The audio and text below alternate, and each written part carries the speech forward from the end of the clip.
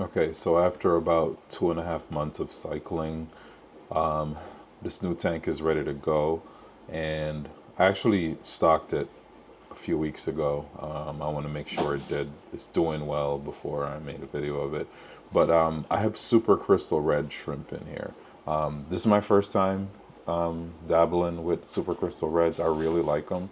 I really like the red King Kongs, and these are like a more extreme version of the red King Kongs.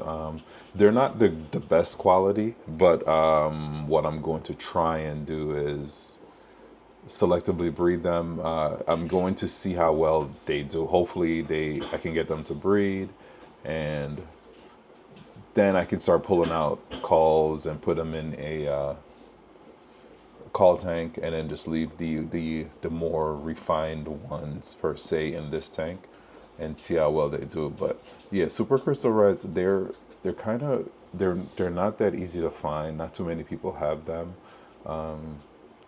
and this pretty much covers.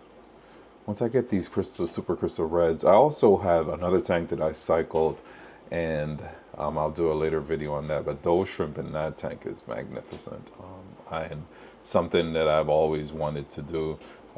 Super crystal reds. The boa shrimp is going to be my next goal once I successfully manage this tank and the other tank.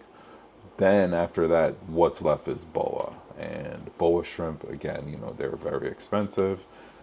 Probably about 50 or so dollars for one. So that would be like a huge risk, a huge gamble. But I think I'm at the point where I should be able to handle those. I don't see why I wouldn't be able to, based on my current experience and success with these tanks. Just got to be patient. And with actually in this box, I don't even have the reset box. I do have the Shrimp Sanctuary reset boxes. I have spares ready to go, but the pH in this tank is very low. I think it's like 5.8. So with the boa, I could definitely keep the pH, under 6. I don't see any reason why I wouldn't be successful with that species. It's just it's just a risk, because they're so expensive.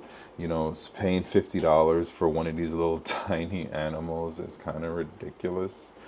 But if I can make it work, and it's successful, then it'll be worth it. Especially if I get them to reproduce, and multiply like how I did with the other tanks, especially with the fancy red tigers, the black tigers, and the even the red King Kong shadow pandas. I'm very surprised. Like, I've never had got those to breed in the past, and my blue bolt tank is exploding.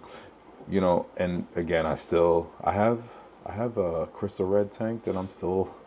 I mean, I have them. They're there, but I don't understand why I'm not getting them to breed as well. It doesn't make any sense. Everything in the tank is perfect. I have several different batches, several different colonies I combine, but I don't know. Just got to be patient. It's only been about 3 weeks or so, 4 weeks, so we'll give that one some time as well.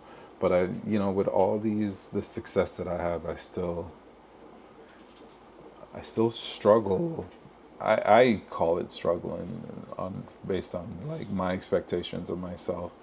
With crystal reds, it doesn't make any sense, but whatever. I'm still working on it, and that's again what I love about this hobby, is that the challenge. I had a conversation with someone the other day, and they're like, "Why don't you have fish?" And I was like, "I used to have fish, but fish is too easy. You do dechlorinate the water, and you put them in, and they're good to go. You just basically temperature acclimate them and feed them.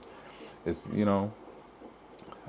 there's no challenge in it. I like the challenge in Caradina shrimp, maintaining water parameters and all this other things that you have to do, as opposed to just having fish. And I welcome the challenge. So next step is the to get these to breed, get my crystal reds, and then we'll move on to harder, more challenging things.